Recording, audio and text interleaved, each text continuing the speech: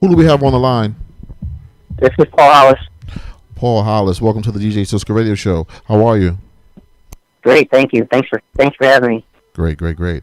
For those of you that just tuned in, we have author Paul Hollis on the line, and we are very delighted. I can't wait to get into this. I have a lot of questions for you.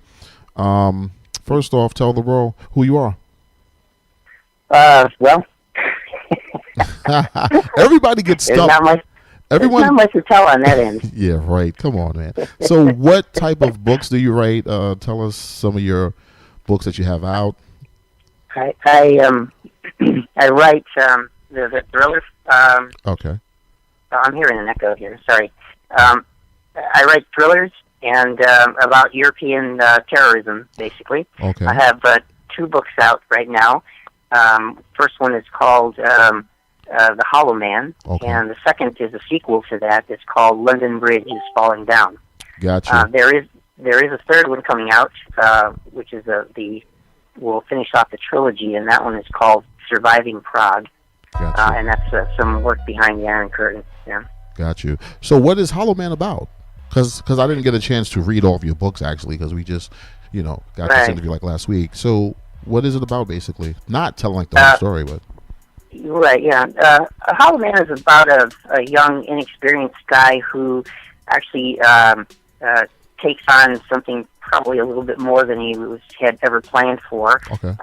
and that would be tracking terrorists across Europe Oh, wow. in the early 1970s. So that is what it's about. He gets a little carried away in his job duties. He was actually supposed to follow people and report back to superiors who could actually then do something with that information. But Gotcha. he got tangled up in a little bit more, and I'll talk about this a little bit later. But gets tangled up in some things, and of course can't let go of what he's doing, and gets into way over his head. So Oh, wow. that is what that one is about. Okay. And that's actually in Spain and France, mostly in Paris, that takes place. Okay. The second, the London Bridge is Falling Down, is of course in England and Ireland, and that is about the troubles, the IRA Okay. bombings, etc. Great, So that great. is what that one's about. All right. So, when did you start writing? Even before you became a professional. Well, actually, I didn't really start until I retired from IBM. I'm a long-time IBMer, and Oh, great. retired from there. And I used to tell these stories to my friends, and around the bar, and they said, "Hey, you should probably write this down." And I said, "Well, I guess I don't have anything else better to do, so maybe I'll give it a try." And it turned out actually better than they expected, and better than I expected as well. Beautiful, So, beautiful. Now, where do you get your inspiration for your novels? well, those actually come from some specific real events that follow along some of my lesser-known exploits when I was traveling around Europe Okay. in the early 70s. To make a long story short, I met a guy in early 1973 who thought I was wasting my time digging latrines in East Africa for the Peace Corps. So he had a better offer for me. Okay. At the time, terrorism was on the rise, in the early 70s, and I was actually assigned to learn as much about it as I could. Wow. What I was supposed to be doing was learn about the specific people and plans that they sort of assigned me to in Europe, and find out if they were actually going to bring terror to our shores here, and or otherwise go against our worldwide interests. Okay, now listen. Sorry to cut you off, Mr. Hollis. That's Now, okay. this isn't one of your books. This is about you in like real life, right? Yeah, Okay. but Sounds like but one of the your book- books. Okay. But the books are based on this. Yeah. So- Now, who had you doing this? Well, I was officially a tourist, but I was what I was doing was working off the books for the NSA, so that I wasn't really an employee of theirs. They would pay me in cash, and I would just go to a local American Express office and give them a number, and they would give me all the money I wanted, and I was free to see Europe until they assigned me to a person or something going on that they needed to find out more information about. Wow. So that's how that all came about, yeah. Okay. Wow. That right there is amazing, brother. So yeah. And being 23 and 24 at the time, you could imagine that I was not very well trained and not very well experienced at a lot of what they had asked me to do. But what happened was I sort of overstepped my bounds of authority as to what I was supposed to do, and when I was supposed to let go of something, and I had a little trouble letting go of things, which you'll see in the book. Wow, that is a great story. Yeah. Sound like Jason Bourne. I'm talking to Jason Bourne right now. So anyway, so for if someone who hasn't read any of your novels asks you to describe your writing, what would you say? I would say my writing style is very visual. Okay. It's important for me to completely immerse readers, drawing them totally into the scene. I want readers to experience what's going on around them, to feel the excitement, to hear the voices. When readers say that the Hollow Man series should actually be on a big screen, I feel like I've pretty much told a complete real story there, and so it makes me feel good to hear that. Yeah, definitely. Yeah. I'm intrigued and I'm captivated. I can't wait to start reading your novels as soon as this show is over. Definitely. So where can we get some of your books? They are available on Amazon, and most every place you can get online probably has a copy of it. There are ebooks, of course, and there are soft copies as well for those people who like to still hold the paper. Yeah. And that's always a nice thing to do. So you can get those at Barnes & Noble, any place online, of course, has it. Beautiful, beautiful. Now, there are many books out there about terrorism. What sets yours apart? Well, I like to say that 80% of mine is about 90% true. In conjunction with sort of the identifiable characters who are flawed, and the vivid imagery and the nonstop action, I actually envisioned the Hollow Man series for the big screen, in fact. Okay. And so you won't in this book, you won't see James Bond and Jason Bourne, who like come out of everything on top of all. Out of every encounter, they come out the best of it. In fact, my character gets the shit beat out of him quite a few times. Can I say that? Realism. Oh yeah, this is the DJ Cisco radio show. You can say worse than that. Yeah. So anyway, he's a very flawed character and young and inexperienced. So he's kind of like in danger just from that aspect of it. So wow. You won't see a Jason Bourne or a James Bond in this one. All right. So yeah, I did read a few pages, and tell me about M16 Agent Zeta. Is she as sexy as she sounds? Well, yes, she was to me. As I mentioned in the book, she's not really a typical woman. She's kind of the sort that would thrill a man with a look at her lips, and at the same time sort of make you feel like you're responsible for the entire baby seal population slaughter.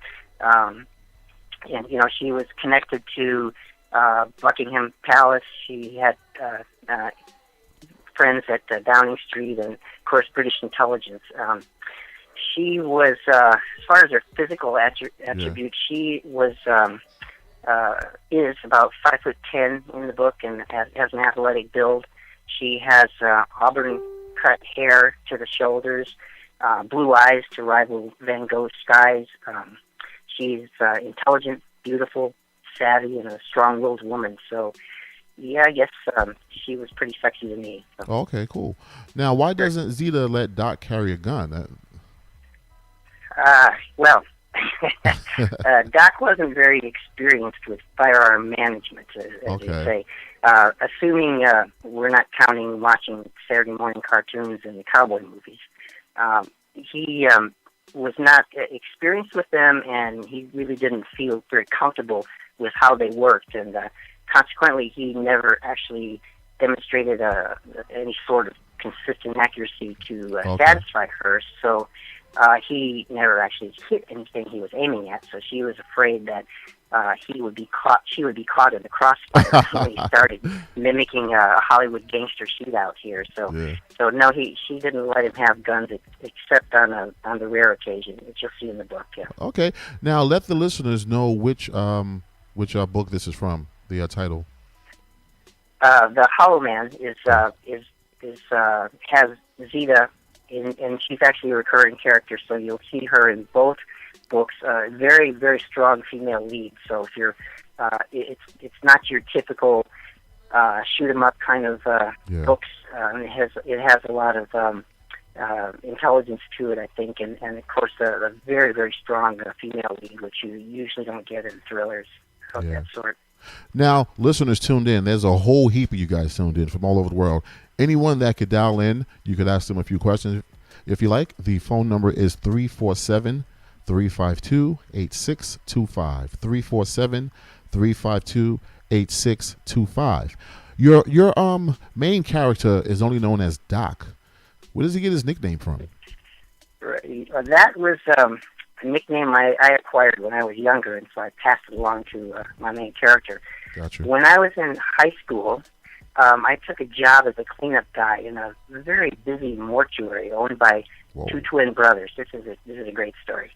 A few days into the first week, I was sweeping the basement where the bodies were kept for embalming prep. Mm-hmm. And I heard scratching noises, breaking into my thoughts, and I glanced up, and there was a body was sitting up on one of the metal gurneys, and so, and these strange sounds were coming from beneath the sheet, and so that thing was between me and the door, and so I thought, I sprinted by this body sitting up. I used the handle of the broom as a jousting pole, knocked the body right off the table backwards. I heard moaning coming after me, but I kept running upstairs, past the chapel, through the main office, and out the front door. I was 2 blocks away before one of the brothers caught me in his car, and he had to actually cut me off on the sidewalk because I wouldn't stop it. And he said, "Hey, that's just my brother Bob. He was just having a little fun with you." And I told him I quit. And he says, "Oh, sorry to hear that, but you might want to come by and pick up your the money we owe you." And I said, "You can keep that too." And he looked at me for a long time, and finally he said, "Can I have my broom back?" I was still carrying the broom after I was running so hard, but by the next day, that was all over school, and so for the next 2 years, I was known as Doc. Oh my gosh! So I passed that along to my character there. So. That is hilarious. Now I watch television shows, and they show like writers sometimes getting like writer's blocked, and they have to go to like Lake George or go to some beautiful scenery. Have you ever had that problem? Actually, no, in that way, because my theory on writing is to just write, and because what happens is that it's easier to fix a bad first draft than no first draft. Exactly. And so I just keep writing and make sure that the plot and the sequencing and all that is actually correct the first time. Mm-hmm. Not that I don't need to go back and add details, but all of that. And then so what I do have trouble with, I don't have trouble with the big picture there, but I have trouble with the very minute detail of finding a specific word that sounds and looks and feels exactly right in the exact sentence I'm looking at. So I wouldn't call that writer's block, but it's annoying when I can't figure out the right word. But eventually I get it, and and you see the result on the page there. So you sound like you're highly motivated. What keeps you going? Well, I've got a certain amount of books to write in my head, and I got to get them out before I'm dead. So, great answer. I'm running out of time, Cisco. I hear you, man. Yep, time stands still for no one. So, like I said, anyone can call in 347-352-8625 if you have any questions for author Paul Hollis. So currently, you just have 3 books out now. I have 2 out now, okay. And I'm hoping that the third one is going to come out around Christmas time, if I'm lucky. Okay, cool. So, are those the only books that you wrote, or do you have more older ones? Those are the only ones I have right now. Oh, great. And so, but I'm not quite sure what to write past this trilogy. So I may change genres, and I may not. It's just it's kind of like it's kind of a bug that I can't stop right. Yeah. So I actually thank my doctor friend for telling me that I should write a book in the first place. So yes, definitely. Now, but now I can't stop. So it's like, I could strangle her. So if you were to change genres, which one would you dabble in? Not quite sure. I think probably the easiest to jump to might be sort of mystery, murder mysteries and things like that. That might be the easiest to jump to. Although I've been thinking a bit of horror movies and books lately, which are looking pretty good to me. Okay, hold on. We have a caller, but they have to cut down their computer. Caller, you're on the DJ Cisco Radio Show with Paul Hollis. Got it. I got spanked already, and I just got here. Hi, guys. Hey. Zandra. Hey, Zandra. How you doing? Hi, I'm good. I have a question for Mr. Hollis. Got you. So, Paul, tell us, I think both of you guys know I'm not the typical female fan. I like the dude stuff. I like the blood and the gore and the sock 'em up stuff. But like for the demographic of females that are not usually thriller list readers or interested in that kind of thing, how can you bring in the females into this storyline? What's really gonna intrigue the females when they read these books? A great question. My feeling is that what I'm looking at, I put a very strong female lead in place, and so it's not just all sort of shoot 'em up in that. There's a lot of decision making as far as figuring things out between the two of them, and sort of getting in and out of situations, etc. So I think probably that would be what I would be looking at is to emphasize to female readers that there is a strong female lead in it, and it's not just all about guys shooting each other and absolutely. In Europe. And I have to say, I asked that for the people the women that haven't read any of the book, but I'm on chapter 12 of the first book, and there's a really hot love scene, we'll call it. Yeah, so there's a little bit of everything in this book. Great. There's moments of sexiness, but Vita is such a badass. I love her, and she's so unassuming. I just love her. Beautiful. All right. Yeah. So thanks for calling in. Yeah, man. I'm enjoying the show. You guys are awesome. Yes. Okay. You guys enjoy your conversation. See ya. Okay, bye. Thank you. Bye. Yeah, that was a great question, Paul. Yeah, excellent. I would encourage more women to read it. It's not. It's more than just telling a story. I think it really shares, some insights into their characters, and there is some love scenes in it, and sort of like just general life, that you would run into with life, and not just not just there's a bad guy and let me chase him down and make sure he's gone. Gotcha. All right, so listen, thank you for being on the DJ Cisco Radio Show. This is author Paul Hollis. His latest novel out is Hollow Man, right? That's your latest one. The latest one is London Bridge is Falling Down. London Bridge is Falling Down. And right. And you have Hollow Man, and the other one is called what? Surviving Prague. Got you. And that's about when I go into an Iron Curtain country back in the early days. Beautiful, beautiful. Are you going to ever tell a tell-all book about your life, like actual events? I would read that. Most of it's not. Most of it's pretty boring. I don't think so. That our story from the 70s, you just blew me away with that. And I got to talk to you about that behind the scenes. Are you still connected with those people or no? No, they're either dead or retired or whatever. It was 40 years ago, so wow. It was quite a while. Gotcha. And they're all gone, and so they don't really care about me telling any stories now, as long as they change the names and things like that. Okay, cool. Well, thank you once again for being on the show.